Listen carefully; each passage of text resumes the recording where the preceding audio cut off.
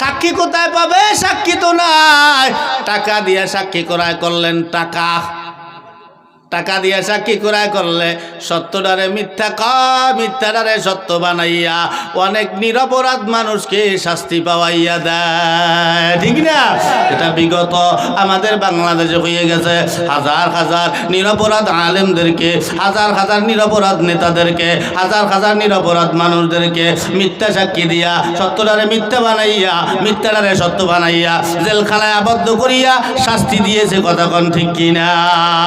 হাজার আলেম গো, কি দোষ ছিল আলেম গো আমার জানা নাই। কি দোষ ছিল মামুন সাহেবের, কি দোষ ছিল খালেদ সাইফুল্লাহর, এর মধ্যে একটা মানুষই হয় না। কি দোষ ছিল আল্লামা দেলোয়ার হোসেন সাইদির? কথা কন্যা, কোনো দোষ ছিল না। তারপরে অন্য দল করার কারণে তাদেরকে আটকাইয়া জেলখানায় বসে অনেক মাইরাও ফলাইছে, অত্যাচার করছো। অনেক আলেমরা মজলুম হয়ে গেছে, তোমাদেরকে কিচ্ছু বলতে পারে নাই। আল্লাহ কয় মজলুমের চোখের পানি আমি আল্লাহ বিপলে যাইতে দেই না। একজন মজলুম কানবে আর তুমি অত্যাচারী হইয়া দুনিয়ায় হাইসা বেড়াবা, এটা হবে না, হবে না। জেলখানায় বসে আলেমরা মজলুম হইয়া তাহাজ্জুদের নামাজে চোখের পানি পালাইছে, আল্লাহ সহ্য করতে পারে না। আল্লাহ কয় বেশি টাইম লাগবে না, তুইও মজলুম হইয়া কানবি, তোর পাশে দুনিয়ার কোনো মানুষ পাবি না, ঠিক না? আজকে কোনো মানুষ তার পাশে নাই। মা নাই, বাপ নাই, ভাই নাই, বোন নাই, ছেলেও নাই, মেয়েও তার পাশের কাছে ধারে কাছে কেউ নাই। এই জন্য ক্ষমতা পাইলে অত্যাচার করতে হয় না, ক্ষমতা দেখাইতে হয় না। যারা ক্ষমতাশীল হয় এদের নম্র এবং ভদ্র হইতে হয়। অনেক কিছু তাদের সহ্য করতে হয়, অনেক কিছু তাদের ধৈর্য ধরতে হয়। মুসলমান নবীর উম্মত এই টাকার সাক্ষী খালি ওই জমানায় ছিল, এই জমানায় ছিল না। এই টাকার সাক্ষী সুলাইমান পয়গম্বরের জমানায়ও ছিল। টাকা দিয়ে সাক্ষী আনলেন, আইনা এবার দাউদ নবীর পাশে দাঁড় করায়, মহিলাটাকেও দাঁড় করায়। এবার মহিলার তো আর কোনো সাক্ষী নাই। ওই চারজনকে ডাক দিয়া বললেন, তোমরা কি দেখছো এই মহিলা কুকুর লইয়া বিছানায় ঘুমাইছে? বলে হুজুর আমাদের নিজের চোখে দেখা। দাউদ নবী বলছে ঠিক আছে যাও। এবার ওই মহিলাকে মৃত্যুদণ্ড দিয়া দিল, কোমর পর্যন্ত গাইরা পাথর মাইরা সঙ্গে সার করা হবে। এবার ওই সবার যত লোকজন ছিল সবাই তো জানে এই মহিলা নিরপরাধ, এই মহিলাকে বেহুদা শাস্তি পাওয়া দিল। এবার সুলাইমান পয়গম্বর মেন দরজা দিয়া ঢুকতেছিল, এমন সময় উনি কানের ভিতরে তার এই আওয়াজগুলো যায়, এই নিরপরাধ মহিলাটাকে এই মিথ্যা সাক্ষী দিয়ে তাকে এই শাস্তিটা পাওয়াইয়া দিল। মহিলার কোনো দোষ ছিল না। সুলাইমান নবী যখন এই কথাগুলো শুনলেন, শুনতে শুনতে আইসা বুইজা পালাইছে, আব্বা কোনো বেজাল কইরা পালাইছে। বাবার কাছে গিয়া কয়, আব্বা জান আপনি কোন বিচার করছেন জানি না, তবে বিচারটা আমার একটু আবার করা দরকার, আমারে যদি অনুমতি দেন আমি বিচারখানা আবার করব। এই কথা বলার পরে বলে ঠিক আছে করো। কি বিচার? সব ঘটনা কইলা বলার পরে সুলাইমান পয়গম্বর উনি ডাক দিয়া কয়, আব্বা জান এই চারজন কাজীর একটু ডাক দেন। চারজন কাজীরে ডাকা হলো। এবার পাশের লোকদেরকে ডাক দিয়া কয়, এই চারজন কাজীরে এই রুমটার মধ্যে আটকা, কেন দেখতে না পারে, আটকাইলেন এই রুমে। এবার কি বলে চারজন সাক্ষী ডাক, চারজন সাক্ষীকে ডাকা হলো। আসার পরে কয় চারজন সাক্ষীরে এই রুমের মধ্যে আটকাইলেন। আটকানোর পরে মহিলারে ডাক দেওয়া হলো। এবার বলে একজন সাক্ষী ডাক দাও। এটা হলো উকিলি প্রশ্ন। দাউদ নবী তো 4 জনের একখানে দাঁড় করাই জিগেছে, ঠিক না? এরপর একজনকে ডাকো। ওই একজন আসার পর ওই একজনকে ডাক দিয়া কয়, তুমি কি দেখছো এই মহিলা কুকুর লইয়া বিছানায় ঘুমাইছে? বলে হ্যাঁ। বলে কতটুকুন সত্য? বলে কয় % লাগবে? বলে ঠিক আছে তাহলে এবার বল তুই কি দেখছো কুকুর লইয়া ঘুমাইছে? কয় হুজুর দেখছি। তাহলে বল কুকুরের রং কি? কয় হুজুর কুকুরের রং কালা। কি কয়?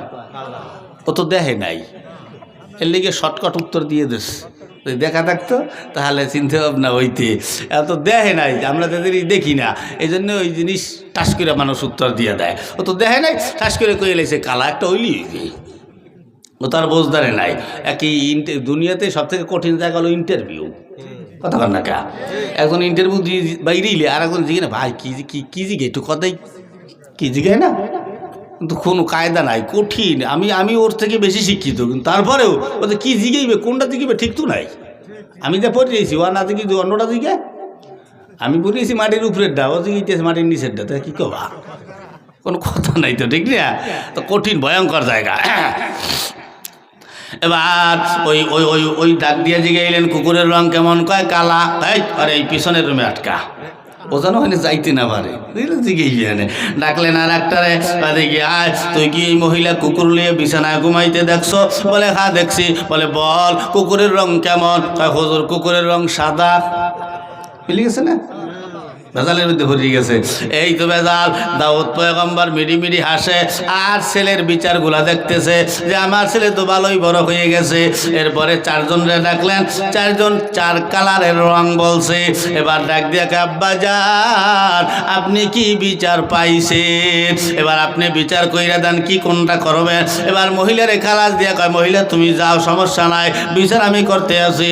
এবার এই চারজন কাজের ডাইকা তাদেরকে মৃত্যুদণ্ড দিয়ে দেওয়া হয়। তাহলে এইভাবে বিচার হয়। মুসলমান এই হলো সেই সুলাইমান পয়গম্বর। এই সুলাইমান পয়গম্বরকে আল্লাহ দুইটা জিনিস দিয়া বললেন কোনটা চাও?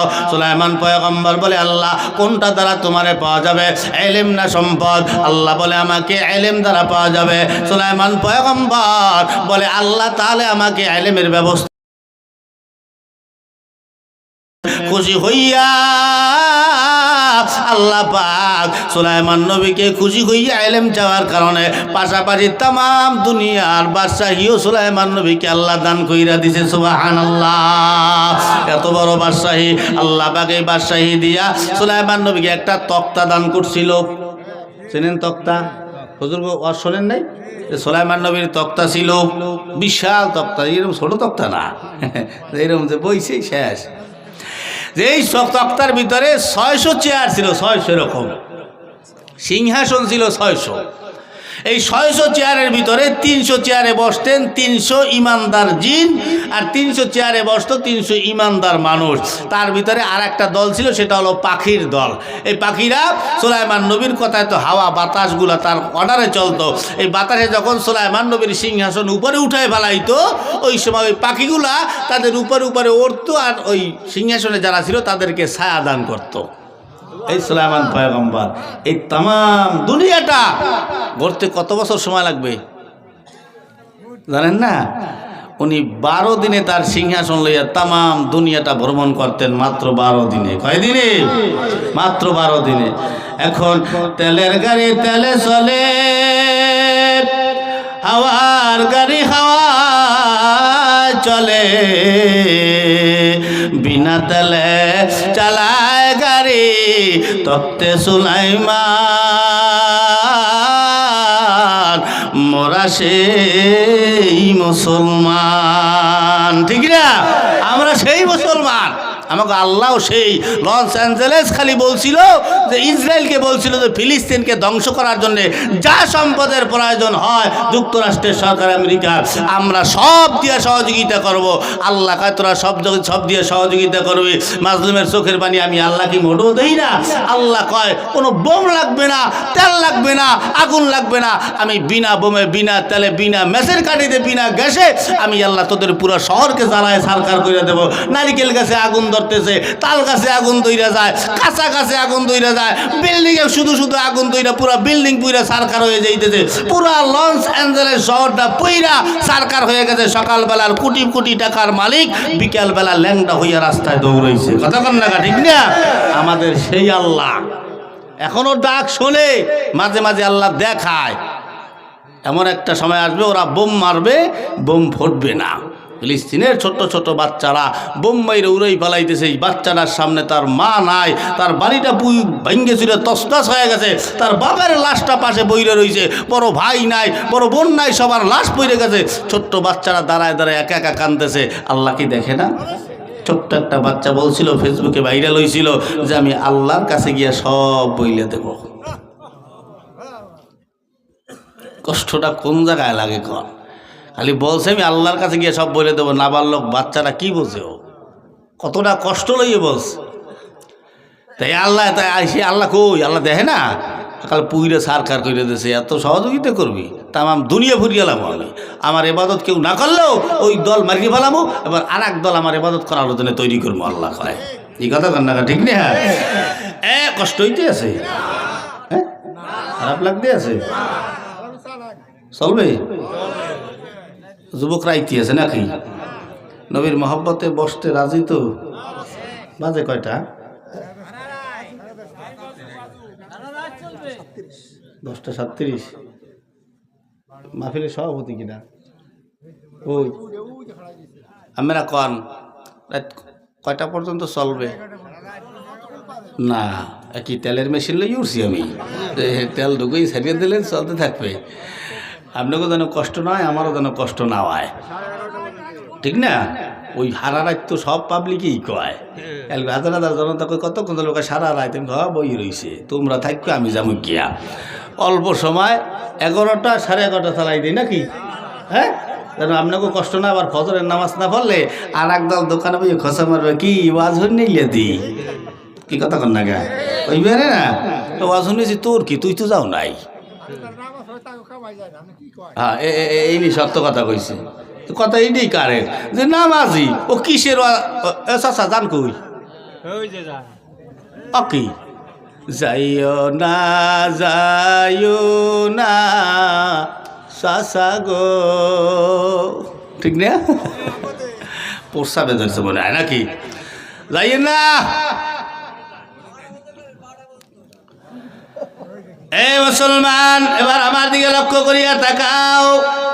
যে কথা বলতে চাইছিলাম, আল্লাহর নবীর আদর্শ যদি আমাদের ব্যক্তিগত জীবনে লাগাও, এবার জবাব দাও, আল্লাহর নবীর আদর্শ যার জীবনে আছে ওর জীবনের নামাজ আছে না নাই? আল্লাহর নবীর আদর্শ যেই সংসারে আছে ওই সংসারে নামাজ আছে না নাই? আল্লাহ বলে, আমার এক রহমতের ফিরিস্তা আমি আল্লাহর রহমত লইয়া প্রতিদিন ফজরের নামাজের পরে বান্দা তোমার ঘরের ভিতরে ঢোকে, ঢুইকা যদি দেখি তোমরা ঘরের সবাই ঘুমানো, জবাব দেন রহমতের ফেরেশতা থাকবে না চলিয়া যাবে? কথা কয় না? রহমতের ফেরেশতা যদি চলিয়া যায় এবার ঢুকবে ইবলিশ। ইবলিশ কি রহমত লইয়া ঢুকবে না গজব? গজব লইয়া ঢুকলে আপনার ঘরে শান্তি হবে না অশান্তি? আমাদের এলাকায় কিছু ফ্যামিলি আছে, সকালবেলা ঘুমের থেকে উইটা ঝগড়া শুরু হয়, সন্ধ্যাবেলা ঘুমাইতে যাওয়ার আগ পর্যন্ত সারাটা দিন ঘরটার ভিতরে ঝগড়া চলতেই থাকে। এমন কিছু ফ্যামিলি আমাদের প্রত্যেক এলাকায় এলাকায় আছে না নাই? ওরে ঝগড়া রে, কেটা থাকবা পাশে? এদিক দিয়ে আর একটা ডাক দিয়া কয়, হুজুর আপনি জানেন কেমনে? আমি জানবো না, কে জানবে? তুমি তো আল্লাহর রহমত রাখলা না, তুমি রাখলা শয়তানের গজব। গজব রাখার কারণে তোমার ঘরে অশান্তি তো হবে। পড়লা না ফজরের নামাজ, কেমনে অশান্তিখানা শুরু হয়? তুমি পড়লা না ফজরের নামাজ, উঠলা বেলা 8টার সময়, বালিশের তলে হাত দিলা, দিয়া মেজাজটা গরম হয়ে গেল, নাক মারলা বউরে, বউ বউ পাকের ঘর থেকে দৌড়াইতে দৌড়াইতে আইসা দরজার সামনে দাঁড়াইয়া স্বামীরে ডাক দিয়া কয়, কি হইছে? কুত্তার মতো চেঁচাও কা? কি কি কয়? এরকম কিছু আছে না? ব্যবহার করেন না? স্বামীরে ডরাই না, ও আমার শ্রেণী, আমি কোন বংশের মাইয়া, আমার হাত দিয়ে দেখছো হাত ভাঙিয়ে দেবো না? কি কথা কর না কা? কুত্তার মতো চেঁচাও কা? স্বামীকে থাবড়াই দাঁত ফালাই দেবে। স্বামীর লাগে কেমন ব্যবহার করতে জানো না? জানি তো, কিন্তু তোমার লাগে কেমন ব্যবহার করতে ওটা আমি ছাড়া কেউ ভালো জানে না।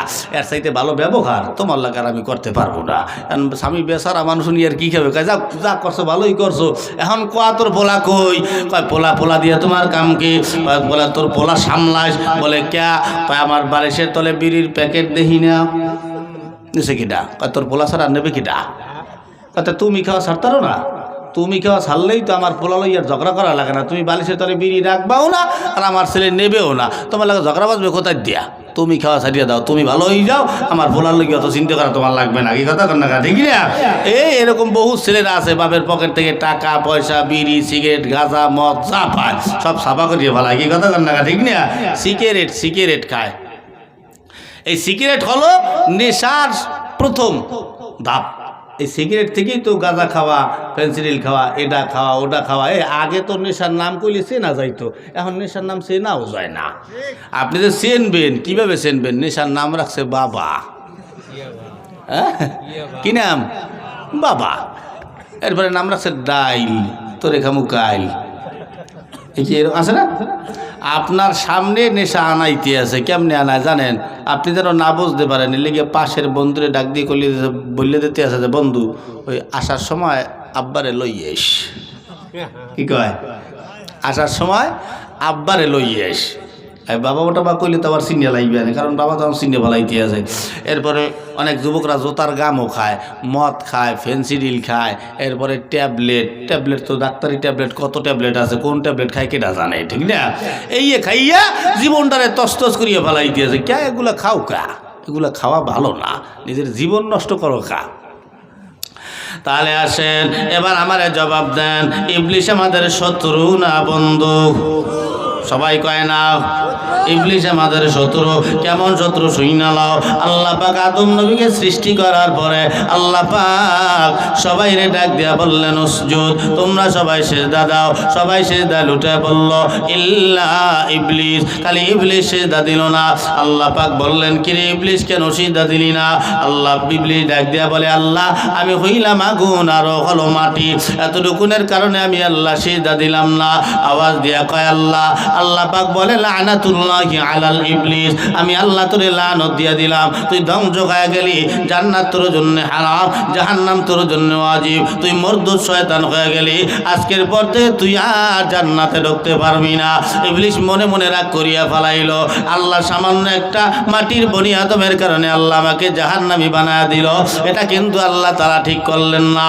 না না, উনি মনে মনে ভাবতেছে আমিও যদি কোনোদিন বাঁচতেই থাকি তাহলে মাটির একটা বনি আদমকেও আমি জান্নাতে যাইতে দিব না।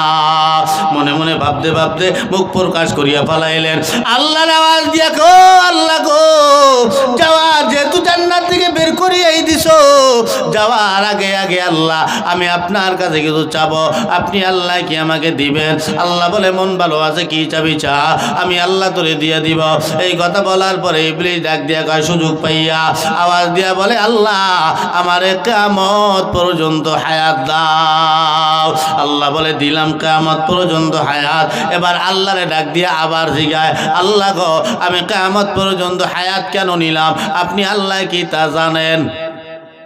আপনাদের কি বিশ্বাস আল্লাহ কি জানে? পণ্ডিতে জিগাইতেছে আল্লাহ জানে কিনা। আওয়াজ দিয়া আল্লাহ মস্কারি করে। আল্লাহ বলে না আমি জানি না, কেন নিশ্চয় বল।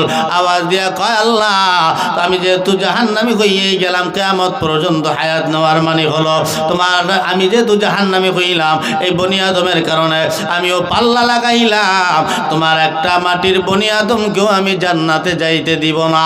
আল্লাহ বলে কোথায় নিবি? কয় আল্লাহ জাহান্নামে নিব। বলে কেমনে নিবি? কয় আল্লাহ তোমার এই মাটির বনি আদম গুলাকে জাহান্নামে নেওয়ার জন্য আমি সর্বোচ্চ চেষ্টা চালাবো। তোমার এই আদমকে জাহান্নামে নেওয়ার জন্য আমি হাজার হাজার মজার মজার গুনার রাস্তাগুলা খুইলা দিব। তোমার এই বান্দারা গুনাহ করবে আর জাহান্নামে যাবে। এজন্য দেখবেন দুনিয়া যত গুনার রাস্তা আছে সমস্ত গুনার রাস্তার ভিতরেই কিন্তু মজা আছে। ঠিক না? মজা নাই? সুদ খাইতে মজা, ঘুষ খাইতে মজা, খারাপ পথে চলতে মজা, খারাপ জিনিস দেখতে মজা, মোবাইল চাপতে মজা, খারাপ সিনেমা দেখতে মজা, বেপরদায় চলতে মজা, নামাজ ছাড়া থাকতে মজা, রোজা ছাড়া থাকতে মজা, লুচ্ছামি করতে মজা, লম্পটি করতে মজা, বেপরদায় চলতে মজা, পরের মাইয়ার লাগে প্রেম করতে মজা, নিজের বউর লাগে কথা বলতে ভালো লাগে না, পরের বউর লাগে কথা একবার শুরু হইলে আর বুঝি শেষ হয় না। ঠিক না? ঠিক আপনারা কন ধরা খাই গেছে ক্যা? পরের বললো কতক্ষণ ওরে আল্লাহ মোবাইলে টাহা ঢুকই আর মিনিট। পরের বউরে ফোন দিয়ে উনি কয় জান, পাখি, লক্ষ্মী, কলজা, পুঁটি মাছ, ভেদা মাছ, খাতা, বালিশ। ওরে আল্লাহ, ও মহিলাকে ওয়া কি আল্লাহ এরম ডাক তো আমার স্বামীও আমারে দেয় না। মহিলাও গেছে পাগল হইয়া, এত মজার কথা।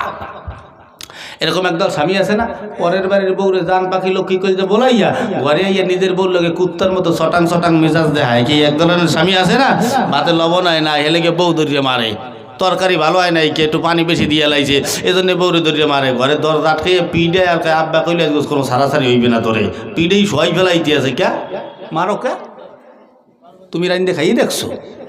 মারো কেন? ও মাইয়েরা কি কার? ও মাইয়ে না, ও মাইয়েরা একজন বাবার আদরের কন্যা ছিল। একজন ভাইয়ের আদরের ছোট বোন ছিল, একজন মা যে তারে কত ভালোবাসতো, কত মহব্বত করত, তার তো কোনো সীমা রেখাই ছিল না। এরপরে এলাকাবাসীর সাথে কত মিল মহব্বত তার সাথে ছিল, এগুলো সব ফালাই তুইয়া শুধু বিয়া কইরা তোমার হাত খান দইরা তোমার বাড়িতে চলে আসছে। তুমি ছাড়া এই বাড়িতে তারা আপনার কেউ নাই। এখন তুমি যদি ঘরের ভিতরে আটকাইয়া চলা দিয়ে পিডাও, এই দুঃখটা বলবে কার কাছে? কি কথা কান না, কারো কাছে বলার আছে? তুমি যদি মারো তার কার কাছে বলবে? এজন্য মারতেন না, মারামারি না করিয়া দুইজন একটু মিল মীমাংসা করিয়া নিলেই কিন্তু ব্যাস সংসারটা সুখের হইয়া যায়। এই সংসারটাই আমরা সুখের করতে পারতে আছি না। মহিলারা অসন্ত আইছে না, মহিলা প্যান্ডেল করা হয়েছে। হ্যাঁ, ও মহিলারা তো কইবার তো সেতা হুজুর, ঠিক না?